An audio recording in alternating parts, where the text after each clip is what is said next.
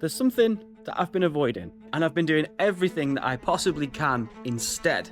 We've replaced the dashboard airbag, we've given the car a really good wash, we've replaced the steering wheel, we've taken the interior out. And my bathroom has never been so clean. Because, although I've never done anything like this before, together, with the help of the channel and all you guys watching, we've made pretty good progress on the car so far. Perfect. But I can't put it off any longer. Today, we're gonna do 3 things, and those things are, number 1, we're gonna finally put the carpet in the interior. Number 2, we're gonna strip apart this front end and find out what the real extent of the damage is, and if it's possible to even weld it back together as we planned. And number 3, we're gonna go through a little bit of a price list of how much everything's cost so far, and whether or not this was a terrible financial decision, or whether it's still a good investment and still might be pretty good value. So, that's enough chat. Let's get into the video. Let's go. I'm gonna keep this short and sweet because no one's on YouTube to watch a carpet being fitted. I hoovered it, cleaned it, put the carpet in, looks great. What more can I say? It was also a really good opportunity to clean all the trims, properly hoover out all the carpet, and basically just get rid of 20 years of grime. The end result is looking like a car far younger than its years. I know it's not perfect and there's a few scratches here and there, but I love it, and that blue carpet looks absolutely mint. Once that was in, it was time to refit the seats, and after a thorough clean, it really does add that final touch to the interior. As the airbags have gone off, so have the seatbelt chargers, making the seatbelts completely tight. These need to be taken off and sent away to be reset so we can reuse them again. Company on eBay, same time as resetting the chargers, will also change the colour of the seatbelts for you. That'd be quite cool. Given that we've now got a blue carpet, I'm thinking blue. Blue or white's a cool colour, but it's going to get dirty, isn't it? The seatbelts get dirty. I don't know. What colour should it be? Let me know in the comments. Next job. The main problem we have is with the front end. It's been in a really bad accident. It's obviously hit something, gone over something, and it's dragged the whole front frame with it. Up until now, I've been pretty certain that this is going to be repairable, but today we're going to find out for sure if that's true. The problem is, there are 2 chassis legs that run down the whole front end of the car, and they need to be perfectly in line because everything else is attached to them. The worry is that the passenger side chassis leg has bent down on itself. Now, I've measured from various points on the right side and various points on the left-hand side to check that they're the same distance. The only way we'll know for sure is when we actually try and replace the front end. The plan is basically to chop off the whole of the front end, or most of the front end, and then to weld along where we've cut and replaced, and then basically just put a whole new front end on, which is straight. And then once that's on, we can rebuild the front end, build it up, put a new bumper on it, and it should be good as new.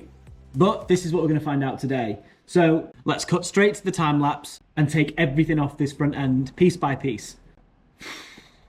Let's go. All right, let's jack the car up again, and the first thing before we remove the radiator is we've got to drain the coolant.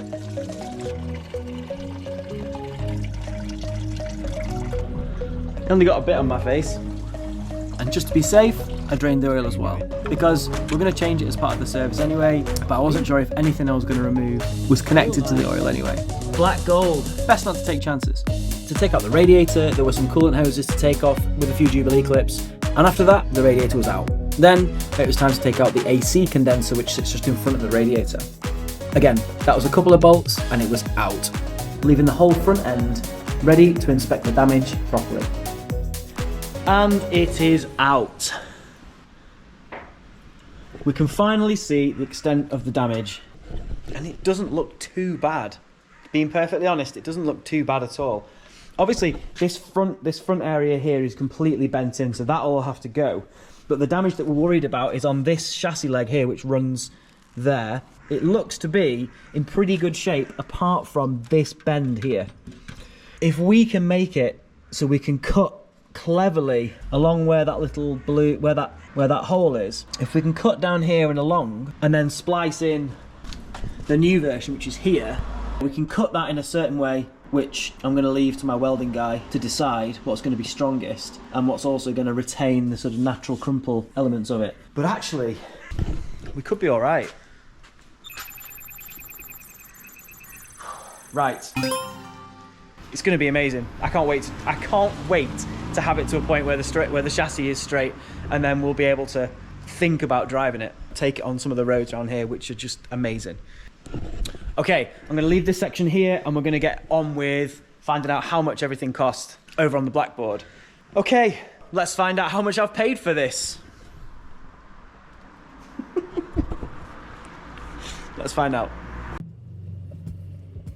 It's time to talk figures, because in my first video I claimed that this is the cheapest Subaru Impreza WRX bug-eye in the UK right now, running. And I still believe it is, but a lot of people have been asking how much did the car cost and how much have we spent so far. So I'll put together a little list. Subaru Impreza WRX. Now, the plan with this car is not necessarily to make it into an STi replica. It's sort of to make it into like a better version of a WRX. A WRX with all the things that you'd want from an STi, but also not absolutely everything, like changing the gearbox is just going to be a lot of effort, a lot of money, and probably not worth it on balance. We're going to create something brand new on this channel, never done before, because we're going to make a Subaru Impreza WRX Plus. WRX Plus. It's going to be everything that WRX should have been all along. We're going to put a bigger turbo on it. We've already changed out some of the aesthetic things like the carpet, and instead of putting a bigger intercooler over the turbo, we're going to run a front mounted intercooler. So WRX Plus. Anyway, I'm getting distracted. Let's get on to how much did the car cost. In the auction on Copart, no one else bid. So I paid for this car £2,050.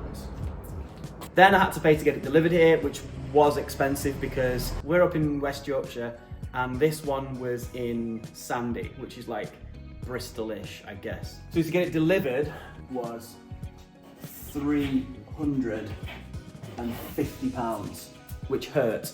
And for the rest of the things that we bought, I'm just going to whiz through them because it's not actually that interesting and it's just me just rabbiting on basically. Which brings us to a final number. Which brings the total spent is a number that I can't work out in my head. But I've worked it out and it is here.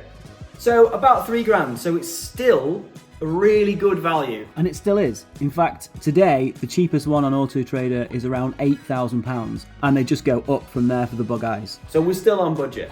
So what do you think? Do you think it was a good price? Do you think it was, I've been absolutely scammed here? Do you think the damage is way worse than what I paid for? Whatever you think, let me know in the comments below. And the next video, we're hopefully gonna get the front end cut and welded. So we'll have a front end to work with. Then we can start building everything up and then start improving it and making it WRX Plus.